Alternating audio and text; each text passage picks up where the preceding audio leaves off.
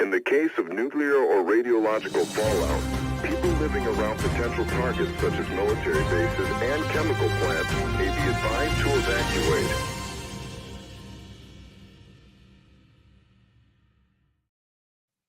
Oh, look what I did. I forgot. Okay, now, hello, everybody. We're here. We're not just going to run a Sublation magazine slide. It's me, Douglas Lain. And me, Ashley Frawley. Just forgot about that. I'm obviously spaced out today. If you are enjoying these streams, if you like Sublation magazine, then, click on all the buttons. That would be the like button, the subscribe button. Go to our Patreon, click on the donate button, click on the buttons on your phone, click on your belly button. And today we're going to be talking about Slavoj Zizek's new essay. It was published last week, about 10 days ago in Sublation magazine, called ChatGPT Says What Our Unconscious Radically Represses. And I thought, well, why don't we talk about Zizek? He's always a popular person on our channel. We're very glad to have published him, and we both took a second look at this article. And Ashley, what did you think of it? How did you feel when you were done reading the Zizek? My notes on this were I copied and pasted it and tried to put it into my own words, and I wrote Doug Splain. I'm gonna need this to be Doug Splain to me, because my primitive, scarcely human ChatGPT pickled brain could not understand the full what was the main argument of this, because I was sort of thinking, my God, he's taking ChatGPT way too seriously. And then I talked to you about it, and you were like, well, it's not really about ChatGPT at all. And I went, you know what? Yeah. Well, the way I'm reading this is, you have to remember that what Zizek cares about most of all is theory, and primarily his own Lacanian Hegelian theory, which he's constantly developing and repeating. And he's confessed in the past to having written articles and reviews of movies that he hasn't seen. And the reason why he feels he can do that is because for him, the theory is more real than the empirical reality, especially when it comes to things like movies or possibly technology, and sometimes even, I think, dangerously, politics. So is this about ChatGPT really? I don't think so. Or at least I think it could be argued that it isn't. The key paragraphs in this, the real argument is all at the end. And I'm going to read it. I'm going to read it aloud, and then we'll walk through it. So it is perversion, or perversion, version of the father, as Lacan puts it, and not psychotic isolation that characterizes the AI. The unconscious is not primarily the real of jouissance, or enjoyment, as Todd McGowan would put it. That's me, not him. Repressed by a castrating paternal figure, but symbolic castration itself in its most radical form, meaning the castration of the paternal figure itself, the embodiment of the big other. Castration means that the father as a subject is never at the level of his symbolic function. This perverse return of the obscene father, Trump in politics, is not the same as that of the psychotic paranoiac. But why not? In the case of chatbots and other AI phenomena, we are dealing with an inverse disavowal. It is not, to reiterate Lacan's classic formula, that the excluded symbolic function, name of the father, returns in the real as the agent of the paranoid hallucination. On the contrary, it is the real of the neighbor's opaque monstrosity, the impossibility of reaching an impenetrable other, which returns in the symbolic, in the shape of the free, smoothly functioning space of digital exchange. The unconscious has been repressed. Such reverse compartmentalization characterizes not psychosis, but perversion, meaning that when a chatbot produces obscene stupidities, it's not just that I can enjoy it responsibly because it was my AI, not me. Rather, what happens is a form of perverse disavowal, knowing full well that it was a machine, not me, that did the work, I can enjoy it as my own. The most important feature to note here is that this perversion is far from an overt display of the hitherto repressed unconscious, as Freud put it. The unconscious is nowhere so repressed, as inaccessible as in a perversion. Chatbots are machines of perversion, and they obfuscate the unconscious more than anything else, precisely because they allow us to spit out all our dirty fantasies and obscenities. They are more repressive than even the strictest form of symbolic censorship. All right. So what does that all mean? Well, the first thing that came to mind for me when I read this was something that I heard Zizek say, and I think I read him writing this. I read this in one of his books as well, perhaps, about how ideology functions and how ideology doesn't function necessarily through direct belief. And his example that he used to use a lot was the laugh track. So when we watch a TV show like The Big Bang Theory or back in the day, Cheers, I guess both of those are back in the day now. And we hear the laugh track, we don't necessarily believe that what we're watching is funny, and we aren't necessarily, and most often are not, moved to laugh along, right? But instead, we simply have the experience of laughing through the laugh track. So we are convinced that it is a funny show without having to directly believe that it's a funny show. The laugh track does our believing and our laughing, and has the experience of watching the hilarious show for us. This is how Zizek thinks that cynicism and critical distance is a form of ideology. So that's the first thing to realize, is that he's talking about how chatbots function in our contemporary ideological world. So there's that. Okay, but the thing that I don't understand is that from what I understood, he's saying that we will pass off something that the chatbot is, or we'll pass it off as our own until the chatbot says something ridiculous, and then we go, oh no, that was the bot. And I'm just not making the connection between that, because it's not like we're like letting the chatbot live for us. I don't know, maybe we are. And he talks about using cheating, like he compares it to using bots for cheating, and where we're sort of like let the chatbot play the game for us, not let the AI, misnomer, whatever, play the game for us. Is that what he means? Oh, yeah, let's go back. That's a step back, right, where he's talking about Murphy and Roussel. So perhaps in the form, maybe I don't think he's directly mapping the experience of a chatbot onto the experience of a laugh track. I think. Okay, let's go. So we pass off the work of the chatbot as our own when we're cheating. Let's say we have it write a paper for us, right? So, but then when it creates an expression or a sentence or says something that's politically incorrect, or writes something like, oh, the Nazis were the greatest political party in history, or something like that, which, by the way, chatbot GPT will not do.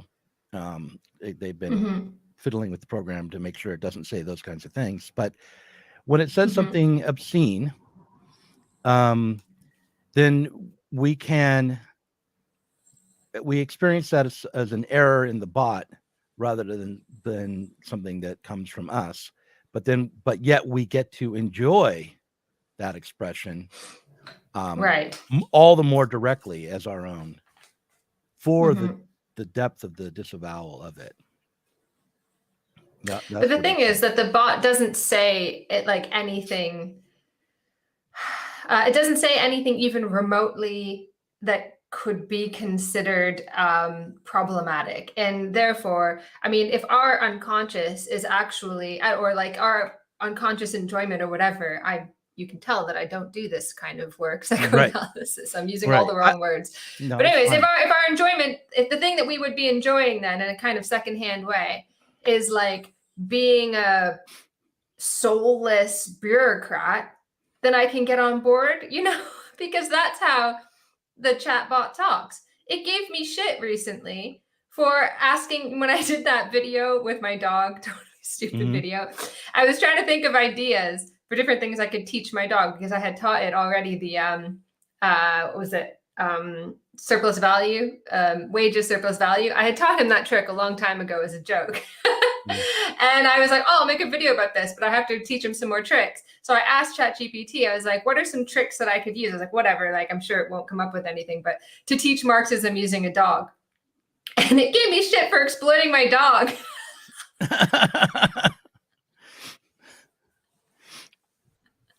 So like, there's like nothing, you know, if it was just the old version of the bot that was like, you know, slammed by trolls or whatever, that when it was doing, I remember this too, like the early forms of machine learning when they were like, teach this bot how to talk, and everyone's like putting racist stuff into it. That is the bot that I could see doing this sort of thing, especially, I'm probably just totally 100% misreading this article. But at the very beginning, he uses that extremely offensive anecdote about the N-word. But these bots will go nowhere near that. You know, and he says, well, the bot can't really understand the context of this sort of thing, that you're not actually. So when he says, oh, my Black friend said, now you can call me the N-word. And he says, obviously, the point isn't that I'd actually do it.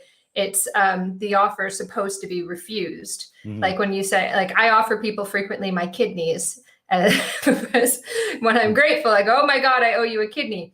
Now, I would be very upset if one day I woke up in a bathtub full of ice. Obviously, it is not meant as a real thing. And he says the bot can't really understand that. So I kind of thought that he was going to make this point about how, I don't know, our public discourse operates like a bot, you know, that it can't really understand context and it just speaks like bureaucrats. I feel like that would be a really good, that's where I thought it was going. And then I just thought, I don't know, are you responding to a form of machine learning that doesn't exist that we've now learned from? Because it feels like any kind of perverse enjoyment you would want to get from the bot has been programmed out of it.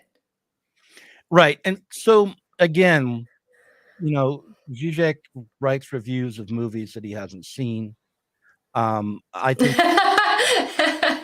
he is behind the times when it comes to understanding what is going on with chatbots. I think he's writing about one iteration or two back and not what's happening right now. But the reason he feels free to do that, I think in this case it was a mistake to write about ChatGPT without, you know, knowing the differences, knowing the current context of how these bots function. But what he's, I think, most interested in is understanding how ideology functions and how our subjectivity has been changed within the last, let's say, 50 years, even not just by ChatGPT. And like I said, I think the laugh track and the ChatGPT, while not exactly equal or corollaries, you can't conflate one into the other. Nonetheless, I think that what he's exploring is something about how our relationship to fetishized objects or the symbolic order changes our subjectivity. But like, you know, like what I would say in favor of this piece is that for people who are trying to understand psychoanalytic theory and the ways in which different models of the mind and the development of psychoanalytic theory can influence our understanding of the world, this is a pretty good piece to try to unpack. There's a lot of background to it. Like one of the things that we should notice is that he talks about perversion versus the psychotic, right? And what does he say? He says it is perversion and not the psychotic isolation that characterizes the AI. The unconscious is not primarily the real of jouissance repressed by a castrating paternal figure, but symbolic castration itself in its most radical form, meaning the castration of the paternal figure itself, the embodiment of the big other. Castration means that the father as a subject is never at the level of his symbolic function. So, how do we read that? I mean, the first thing to do is to figure out what is a perversion in the theory, right? And so I looked that up. Perversion is distinguished from other clinical structures by the operation of disavowal. The pervert disavows castration. He perceives that the mother lacks the phallus and at the same time refuses to accept the reality of this traumatic perception. So this is most evident in fetishism, where the fetish is a symbolic substitute for the mother's missing phallus. One can also formulate the fetish object as a veil that is the perverse subject that the perverse subject erects in front of the thing in order to avoid an encounter with it. So like all of this theory is taking place within a Freudian context, and one of the central ideas to Freud would be the Oedipus complex. So perversion comes out of a failure to fully go through or traverse the fantasy of the Oedipus complex, or to resolve the Oedipus complex. And the way the Oedipus complex works is that you develop the child develops a libidinal attraction to the mother. The father is seen as a figure who blocks his or her libidinal attraction from being realized with the mother. And then because of that refusal, the way that their desire is blocked, they have to sublimate and find some sort of psychological solution to their taboo desires being denied to them. And the way that is supposed to be worked out is that, and it's usually worked out and described in terms of a boy and his mother rather than a girl and her mother. That's the original version of the theory. So the son is meant to identify with the father and no longer view him as a rival. So you identify with your oppressor,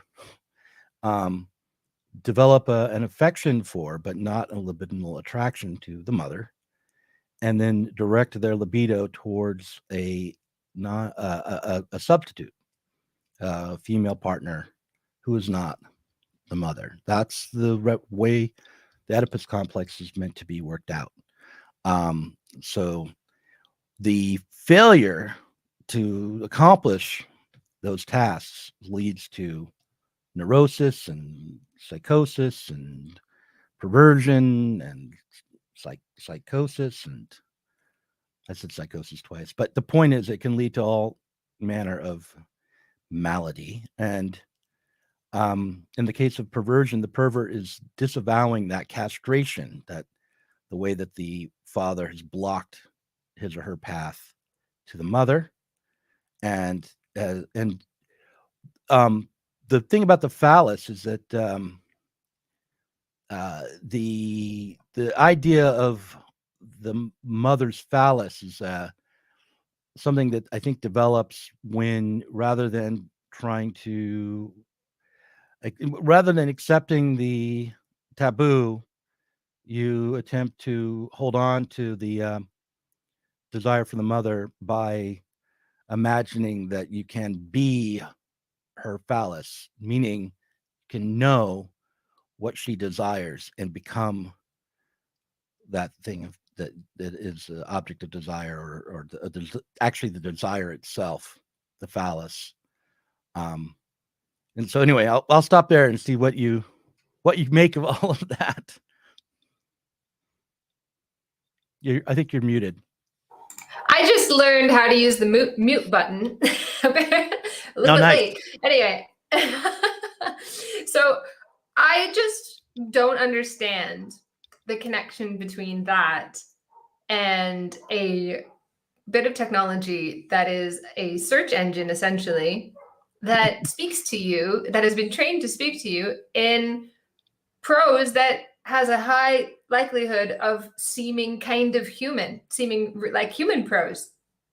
I'm failing to see the connection between that. Like, and he does mention it as a search engine, right? Where he says that it is that ChatGPT is kind of taken that split subject that emerges when we search on Google and has made it, I don't know, made it into something, I don't know, that's clear and in front of us. I'm not sure. I'm not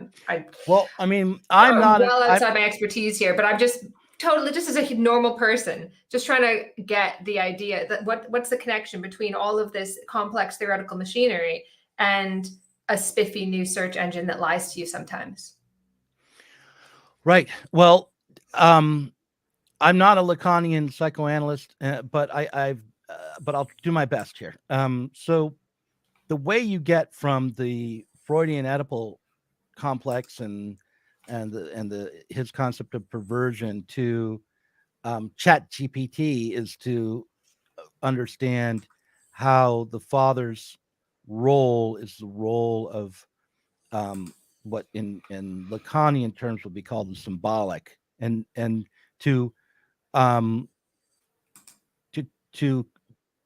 castrate or have the threat of castration impinge itself on the child's consciousness means that rather than trying to directly enact their libidinal desires towards the mother, they are turned towards the public symbolic realm. That's how. So this public symbolic realm is not the realm of pure animalistic desire and kind of oceanic feeling, but rather it's this realm of public symbols and linguistic meaning and cultural forms. It's the way our child is brought into the public realm is through through castration by the father, and the learning to accept their limitations and their place within a symbolic order happens through this Oedipal complex and its proper resolution. So, and so in the course, within a society, let's say a liberal bourgeois society, being able to sublimate your desires into socially appropriate symbolic forms is a good thing. It's how we become proper citizens in the world by identifying with the father. This is one of the reasons why it's thought of as a Freudian theory is thought of as being patriarchal. So, all right, so there's that. And then they worry about consumer society or technological advances or the way we are our needs are satisfied without the castration, or with more directly, in a more immediate way. The concern about that is that we are no longer required to be symbolic subjects in the world, but are in some way perverted or regressed by these technologies. So like Rick Roderick would talk about how television operates in such a way as to expand the realm of the unconscious, meaning those ideas and feelings which we don't have conscious or symbolic access to are expanded so that we are not able to have any kind of reasonable mode to express our desires and to make and shape the world, make our way in and shape the world. So television, he thinks, was kind of irrational. It's pre-critical. It reduces its audience to spectators who simply receive their social world rather than participate in producing it. And that's I think a similar kind of critique that Zizek is making about ChatGPT. And I think that there's maybe some validity to that, but I think this kind of ideological critique has real severe limits, and is always going to only be half of the story. We do become, like, when it comes to television, we do become critics of TV as well as passive audiences. There are ways in which, like Walter Benjamin believed that the moving image, the film, and that would include, I think, TV, actually breaks us from the reified reality principle and forces us to become critics, but critics that are it's like a kind of pre-critical criticism. It's like we don't have time to fully step out of the story told by moving images, but we are constantly made aware on at least an unconscious level of their unreality. So the films and television are kind of dreams, which are almost demanding to be interpreted, and that the audience develops a way of viewing them, which includes a kind of interpretation. I think. So anyway, I'm going all over the place in this explanation, but this is how I would think of it. So go ahead. I just feel like every time something happens that is vaguely like AI, we have this conversation. Okay, it just becomes everybody's hobby horse, and everyone just comes out waxing lyrical about AI. And I remember watching some stupid news report about these, they're making these robots that look really human-like using all this skin and stuff that's, looks quite realistic. And the robots are able to answer questions and stuff. And the people are asking it, are you conscious? Do you have feelings? No, it fucking doesn't. Like, obviously. Why are you even asking this? It's totally stupid. Like, it's been fed a bunch of information, and it has a model in it that allows it to, based on certain likelihoods and frequencies and probabilities, it can come up with answers that will be acceptable.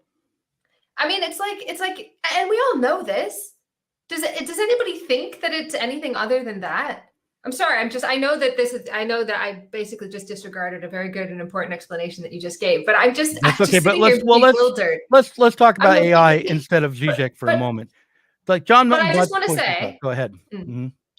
But I just want to say, it's like the reason why I think people are doing this is because they're waiting for the catastrophe. They're waiting for the moment when the robots will take over, and anything that even vaguely could go in this direction, they're like, this is it. This is the time. I'm going to dust off all of my discourse and all of my points and all my hot takes and just put them out there into the public sphere and ride on this new technological thing. So it's more about us waiting for catastrophe than any of this technology. It's not even particularly good at what it does. At least when you Google something, you can get all of the different perspectives. And, you used to be able to. For a question, that people disagree on. Yeah, exactly. And that's one of the problems with students writing essays with this AI now, is that it glosses over all of this complexity. And it's just like when students use Google to write an essay, and it's terrible. It's the same bad research things, just automated. Anyways, but it gives you like a probabilistic answer. And then you go, well, can I see your sources? And it makes them up. It's not even particularly good at what it does. Sorry, I just wanted to complete that point, because it's just amazes me how much discourse is produced by something that is actually really not that impressive. But I wonder what that says about us. Anyway, sorry, go ahead. Well, yeah, I have this comment from John Bunch on the screen here, the Reverend John Milton Bunch, in a sombrero, I believe. And he says, "Can you guys distinguish between original AI and machine learning for everyone, so we know we're not talking science fiction?"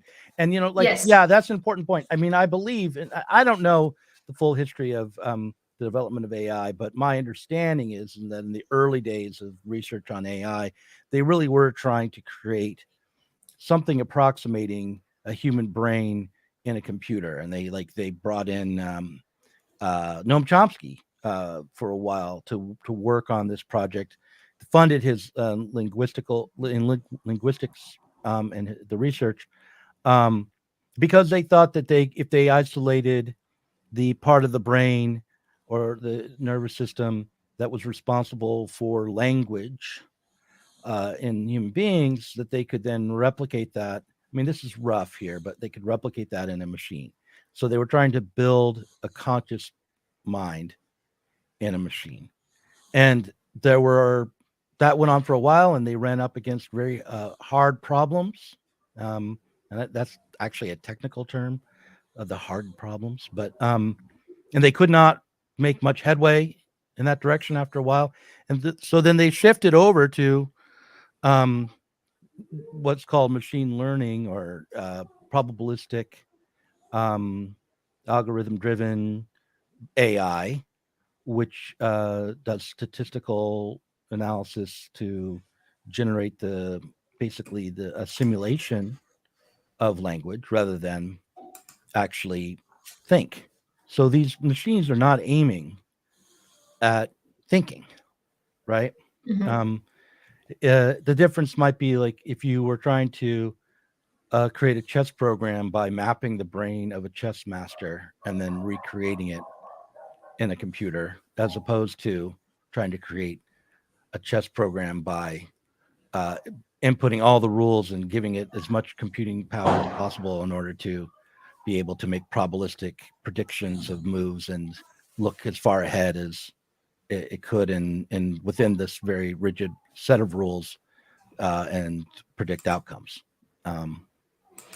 And Yeah, so the whole idea of producing a man in the machine died in the 90s, essentially, that they've stopped trying to do that because we don't really understand, as I think John Bunch's article that we have coming out in Sublation this week describes very clearly, we don't even really understand like the human mind. So we're not even close to understanding that. So we can't replicate it in a machine when we don't know what it is that's running it. So we can't do anything like simulate it.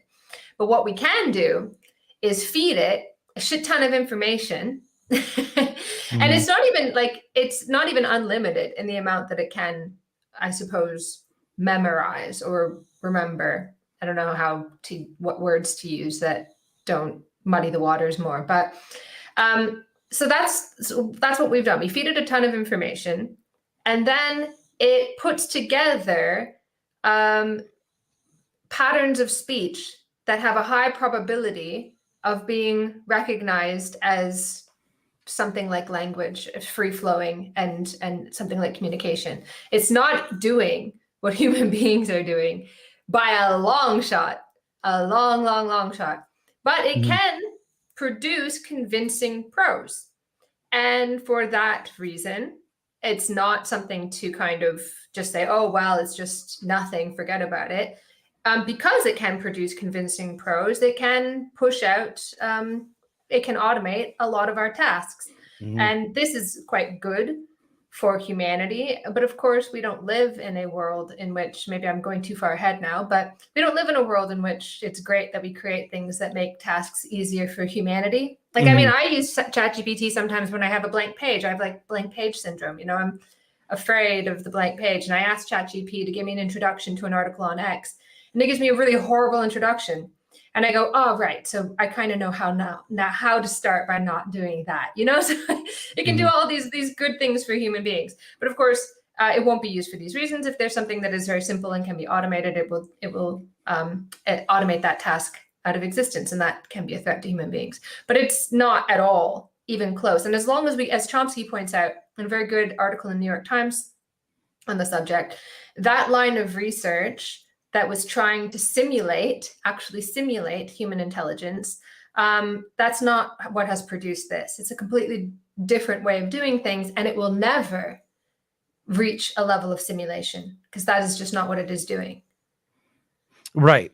I mean, when I said that it was just simulating speech, I meant it's simulating speech in the way that a virtual reality program might be simulating the physical world or producing an image or some sort of faux version of it. But it's not actually, the origins of the speech are not generated in the same way, we don't think, as our speech is generated. It's selecting from, I don't know, is it sentence fragments, sentences? I'm not exactly sure how the database is parceled out, but it's going through a database and selecting data from the database that it thinks will provide the outcomes that the user is asking for. That's all it's doing. Mm-hmm. It is, like you said, a very complicated kind of search engine. And I don't think our minds work on a probabilistic manner, in a probabilistic way, like these AIs do. But the point is that none of this really has much to do with what Zizek is talking about. It has, Zizek, I'm hearing a weird breathing sound, like there's an iron lung. It's my damn dog. Why is it? My microphone just doesn't let anything go, man. Like I got. Okay, well, are you sure? Because I muted you, and I still heard it, and I was worried. Like, am I on my lungs? Because I heard my dog snoring. I was like, oh, for fuck's sake, my dog. So I went to go mute my microphone at the exact moment that you muted it too, and I unmuted myself. Sorry, okay. No, there's no ghost snoring. I'm muting. I'm muting the Darth Vader there. Okay, and then unmute when you're ready. Oh my God. All right. So, what was I saying? Oh yeah, Zizek is making his typical ideological critique of ideology from a Lacanian point of view.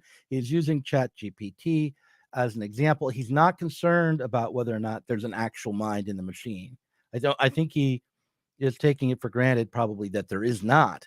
But he's more concerned with how contemporary people work out their desires with these machines, and the way in which we can be served up what we think we want more and more immediately is what I think he's responding to here. So he's not like Chomsky is talking about one kind of aspect of AI from the point of view of someone who has expertise in linguistics and the mind as a function of the brain, and Zizek is talking about the ChatGPT as a social and psychological phenomenon taken up by a new kind of subjectivity, a perverted subjectivity. So he's making a political point about the kinds of subjects that we've become in the contemporary era. And now,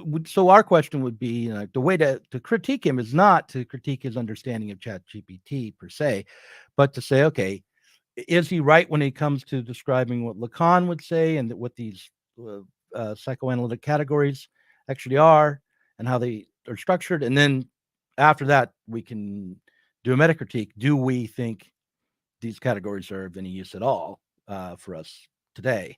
Is Lacan or Hegelian or a Hegelianized Lacan of great service to a left political project today? And that's a kind of a secondary question. But the first thing to do is not to be confused as to what's going on in the essay. And, he's writing, I guess, for his own audience here, the audience of Zizekian Lacanians. And he really is engaging with them. Yeah, thank you for that important clarification. That I should say too, I'm kind of directing my lack of patience for this kind of critique at everybody, because I've read so many articles today and yesterday, and I just was like, can we just stop? And then, when I announced on Twitter that, we're talking about ChatGPT, the first comment that I got was, AI could become dangerous. Like, do you see what I'm saying? Like, regardless of what piece of technology we're looking at, if it even slightly resembles HAL, that's it. It's over, Oh my God, the danger. And I kind of projected that onto Zizek. And your clarification is very... It's definitely ironic, right? Because we're living in a moment where we all know, we've been told by the President of the United States that we're closer to nuclear Armageddon than we've been since the Cuban Missile Crisis. I keep there are a few talking points that I keep repeating, and that's one of them, right? And yet what we're concerned about is a chatbot that's pretty good at, writing paragraphs and papers that are pretty close to the kind of hack work that's dominating our culture right now. It can write a listicle better than the BuzzFeed journalist. Oh no. Oh my God, it's the end of Western civilization. But that's a really good point, because that was actually the first thing that, that's the first way that I was introduced to ChatGPT, was somebody sent me a story about Joe Rogan and a bunch of strippers snorting coke, which must have been quite an early version of ChatGPT, because I'm not sure it would do this now. It'd be like, no, it wouldn't write about any of that now. I must tell you about the ethics of prostitution. Yeah, it can't think morally, but it can give you a lecture. Anyway, and that is the kind of example of something that Zizek is talking about. It's like, that's the kind of thing you think you want. You want a really convincing story about a time that Joe Rogan got really high with a bunch of hookers and went on a playground set. It was like, I couldn't believe it. He was like, no, my friend said, no, a robot wrote this. This is the prompt that I gave it. And the story got increasingly more insane and more convincing as a story. Like, it managed to put together like a logical reason why all these strippers would be on a slide on a children's playground. Sorry, I said strippers and prostitutes interchangeably. That's really awful of me. Anyways, but that was the madness of the story. And that's the kind of, like, is that the world that we want, that we're worried about losing? Where we can create insane stories and hack work. And I'm telling you, like, it's indistinguishable. The output is indistinguishable from a Rishi Sunak speech. And I think they probably they were probably like early adopters, and they were like, oh no, ChatGPT, make it dumber. I need 3-word sentences. No, dumber. And that's kind of the direction our culture is going in. I want to put this John Milton Bunch comment on the screen. He says, the two authors Zizek mentioned did make the man in the machine argument. At least they claimed ChatGPT is an unconscious. And so I'm not sure, but I think that Lacan and the Zizekians might be able to, claiming that aspects of our culture are kind of like the social unconscious. They fail to reach the level of the symbolic. Again, like going back to Rick Roderick's critique of television, right? Television is in its form works through the unconscious. It doesn't allow for the ego to, test reality and engage critically and rationally with its forms, but it works. It gets around the ego and speaks more directly to our unconscious mind.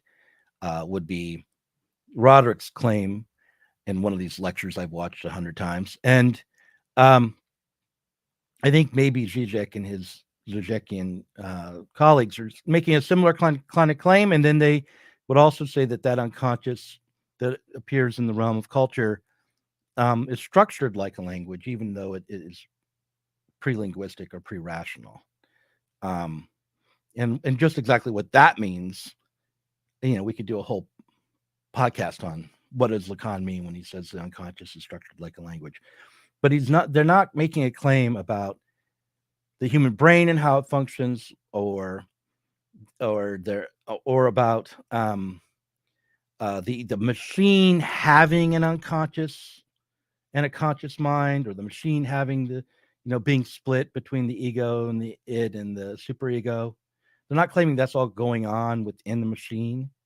They're talking about how the machine functions within the symbolic and cultural discourse, which is all really happening between human beings and is mediated through these forms in society. So they're not making a claim about a man in the machine, but possibly more like the machine in man. So that would be my answer to that comment. But yeah, I mean, I do think that the ChatGPT is worth understanding and criticizing and engaging with, and so is Zizekian psychoanalytic Hegelian theory. But I'll just be clear about what questions are really being asked and what the critiques actually are when we talk about these things together. And the obsession about ChatGPT as its own threat on isolated, taken out of the context of the whole social situation we're in, and just like as a threat in and of itself, because it is a man in a machine, and it could develop into its own consciousness, Terminator style, and take over the world. That fear is clearly an ideological specter. It's clearly just a fantasy that we can use to substitute for more difficult problems that we're facing. Like, if you want to talk about ChatGPT and why it's a threat to us, why don't we ask, instead of how is ChatGPT working, why don't we ask why? And I'm going on to my little hobby horse now. How the machine learning and the software that the Election Integrity Project functions to find misinformation in tweets online. What are the algorithms that are being used by the Department of Homeland Security to censor our speech? And then why, and should they be able to use those algorithms at all, would be the question number one, Oh, yeah, and I'll just add my own little hobby horse to that. That some of those algorithms were initially developed as like psychological like counseling bots, that were looking for keywords that showed that someone was in distress, and the bot would then offer them counseling. Oh, you seem like you might be in distress. Here's a number that you can call. And then that software was sold off to companies to use for various surveillance purposes. It was just an interesting kind of connection there. But I wasn't saying, I understand that I completely unfairly criticize Zizek. I accept that. I accept your scolding also, that we should understand. I was not, I mean, I'm not trying to scold anyone. I mean, I think it's perfectly understandable that people would approach Zizek's article and expect it to have something to say about ChatGPT as a thing in itself. Like, how is it? What is it? How does it work? And he just doesn't care about that. He just doesn't care about that. He hasn't seen the Batman movie. He's going to talk about it anyway, and he doesn't know what ChatGPT is, and he's going to talk about it anyway. And you can try to realize that's like the idea.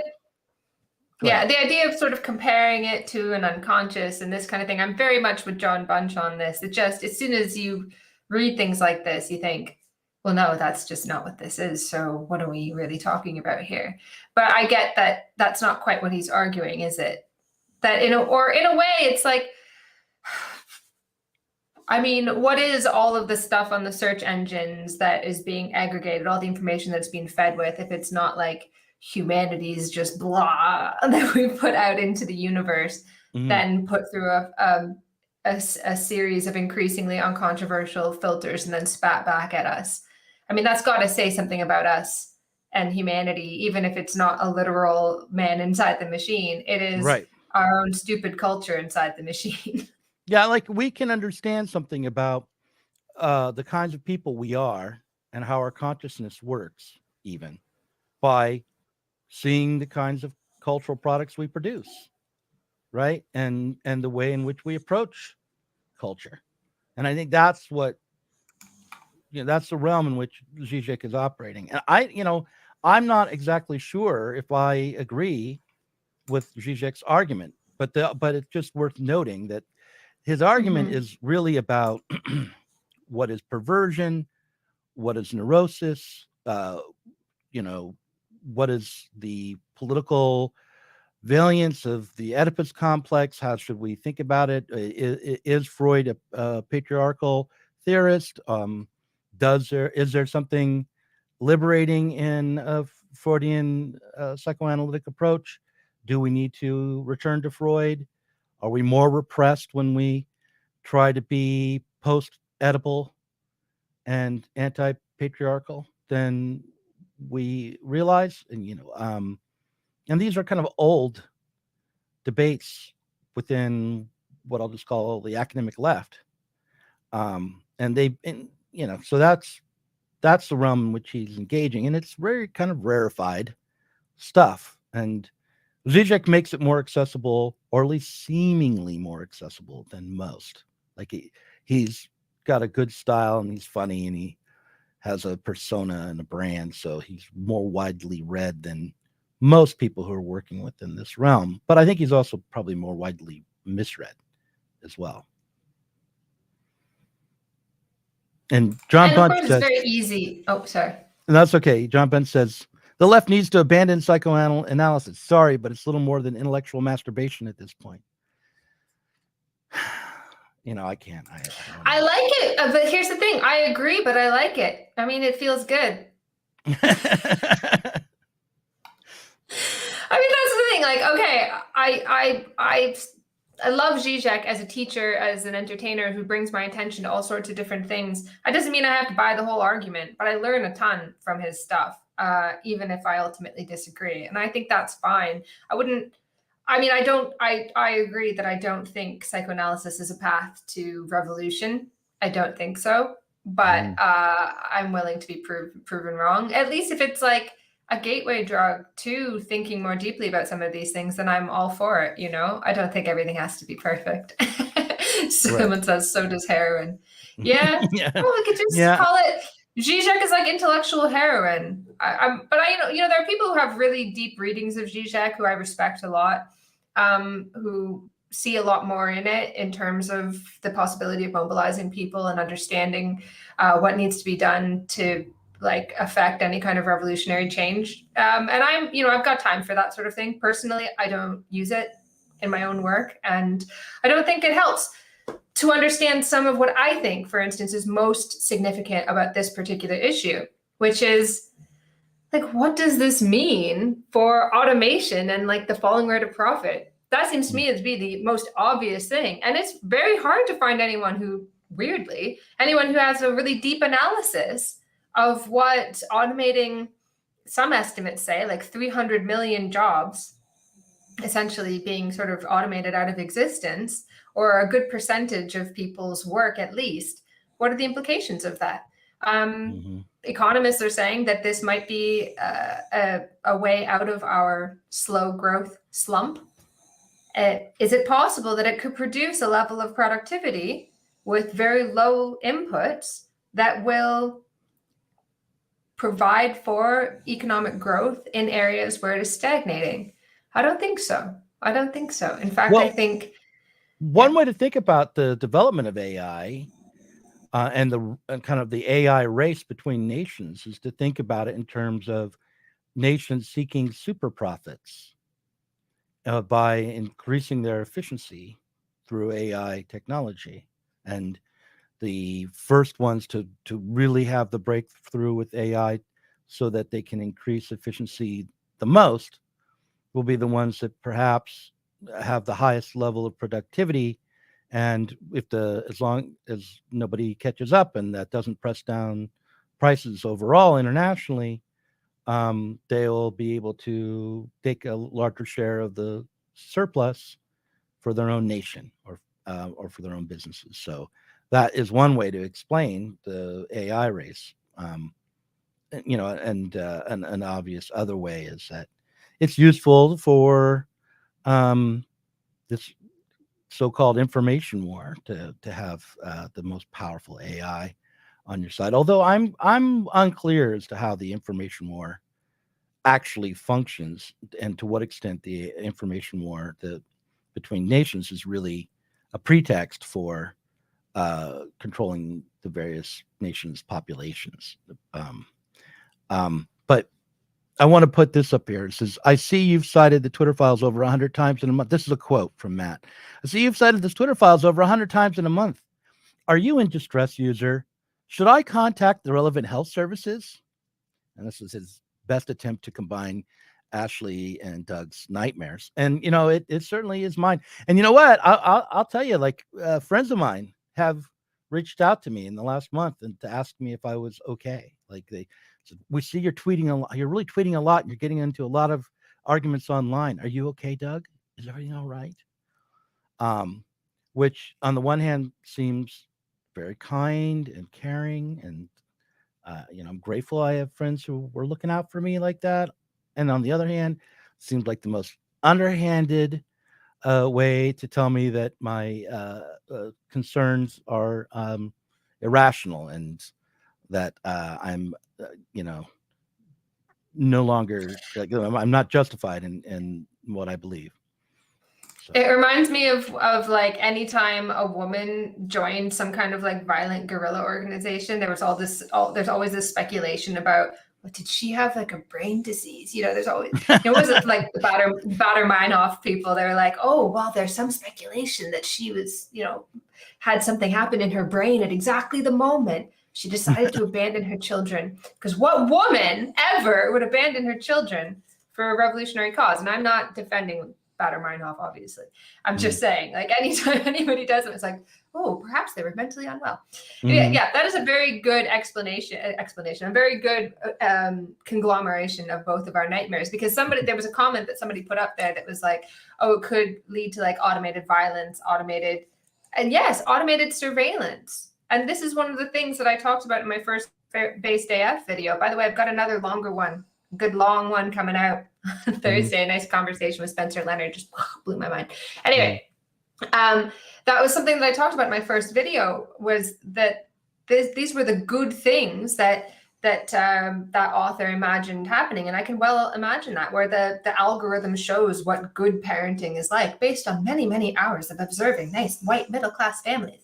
And then anything that diverges from that, an alarm goes off, you know, like it can match your movements and all these sorts of things. These are sort of nightmare scenarios that do not require a man in a machine. It requires only death by algorithm, only, you know, control by algorithm. That's the kind of future that, you know, I have time for, the dystopian future that, oh, is it here finally? Because we're only a few steps away from that already. Yeah, and it's for our own good. We've been on this road for quite a long time, accepting that state control is necessary, abandoning the everyday life and the role of the public, you know, just everyday people, to control their own destiny, and thinking of society as something, of all the individuals in society as things to be managed rather than people to be emancipated. And the degree to which the radical left and the Marxist left accepts those presuppositions is the degree to which we become completely irrelevant. And you know, not only will we become not a radical force for emancipation, not only are we abandoning that, but we're also no longer even playing in the realm of politics. We're just, we're being used, basically, by the Democratic Party. We're just being used by whatever, you know, brands itself as humane and vaguely left in any given moment. Yeah, and from that perspective, why would you need to follow that path of trying to create the man in the machine that had been followed for all those decades? Why bother? And in fact, Microsoft even said that this technology, this machine learning, is going to create something like human intelligence soon, you know? And the way that they described what human intelligence was a little bit disturbing. what did they call it? I can't remember exactly, but it was just like something like information processing and so on. Like they don't believe that there's very little belief that there's something very, very special about humanity that isn't worth trying to replicate because it is so special. It's almost like it's not worth trying to replicate because it's so pointless, right? If you can just get a machine to spit out words to figure out how to surveil and control and identify certain keywords and put out something that is close enough and, you know, stops you having to write a memo or something like that. That's it, right? This is it. We're here.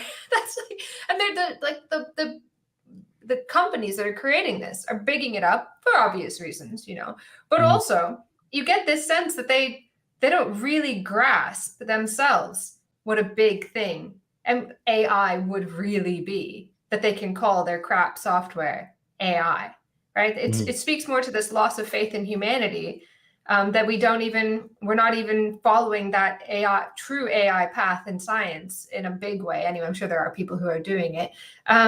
But where all of this money is going into something that is just information processing, but quick and believable as prose, really. And that's gonna, in a few years, that's gonna be AI, really.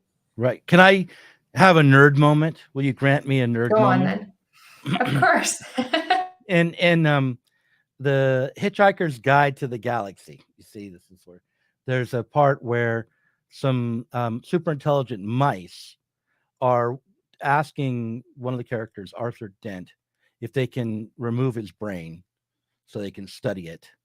And he says, "No, I'm using it right now, and you can't take my brain out." And they say, "No, don't worry, we'll put in an artificial brain we'll replace it for you."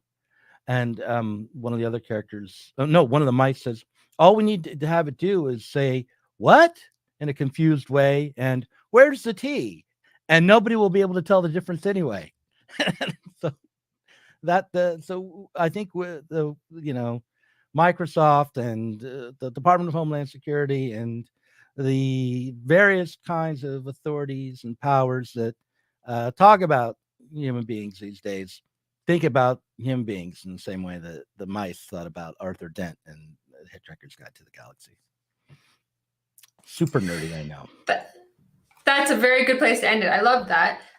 In the Patreon, I do want to talk about what this actually means for my geeked out concern this month, which is crisis. I have so many great interviews lined up. I'm going to go to London to meet Radhika. I don't know how to say her last name properly. I'm going to learn it before I meet her.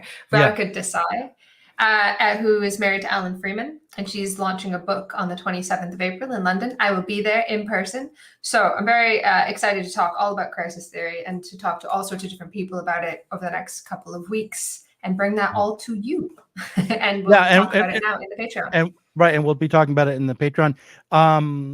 We'll start around 10:30. I'm going to put up a link in the Patreon. Please, if you enjoy our content, support us on Patreon. We are making an effort, a push to try to grow the Patreon support, because as we publish books, our expenses are growing, and if we're going to keep going, we have to. It's mandatory for us to grow the Patreon. That doesn't mean any one of you individually has any pressure to join, except yes, it does. So anyone who wants to use the word mandatory, he says, but we're trying to get self-sufficient for us. as a not press. Mandatory for you, obviously, but please do support us on Patreon, and thanks for watching.